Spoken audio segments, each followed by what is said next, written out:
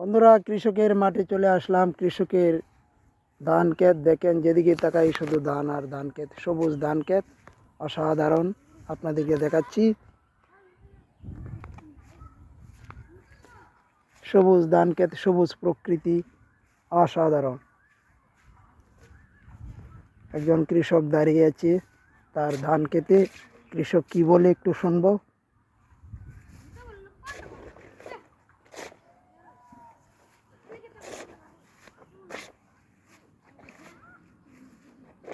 সবুজ প্রকৃতি। চাচা, যারা হয়েছেন কে, ধান কি এবার ভালো হইব নাকি? এবার ধান তো দেখা যায় ভালোই, পোকামাকড় নাই। এই যে ধানের গুছিগুলো কিন্তু চাচা সুন্দর হয়েছে। ধানের গুছিগুলো এটা আপনার না? এই টাকা এবার ধানের গুছিগুলো দেন মোটা হয়েছে। এই যে কটা ধান বাইরে হয়ে আসছে, আশা করি এবার ধান ভালো হইব। এটা চাচার ধান ক্ষেত। চাচা সবসময় খুব যত্ন সহকারে, চাচা যে কাজটা করে সব কিছুই ভালো হয়। আল্লাহর রহমতে এবার ধানগুলো তো চারাগুলো খুবই সুন্দর দেখাচ্ছে এবং ভালোই হবে চাচা, না? ভালোই হবে।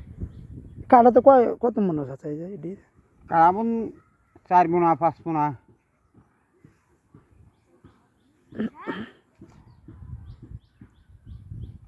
এইসব এলাকায় প্রতি কাটাতে 4 মন 5 মন ধান হয়।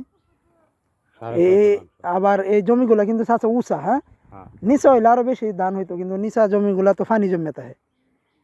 এটি এই জমিগুলো খুবই উঁচা, তো কাটাতে 5 মন ধান হইলেও লস নাই।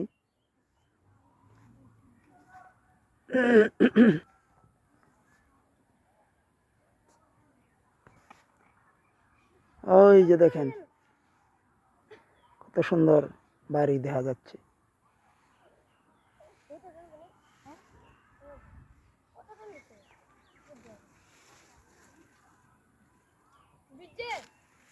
না চাচা, খরচ কি মনে একটু কম তো? খরচটা তো আছে, খালি তো ধান কয় মন হয়েছে এই চিন্তা করে লাভ নেই।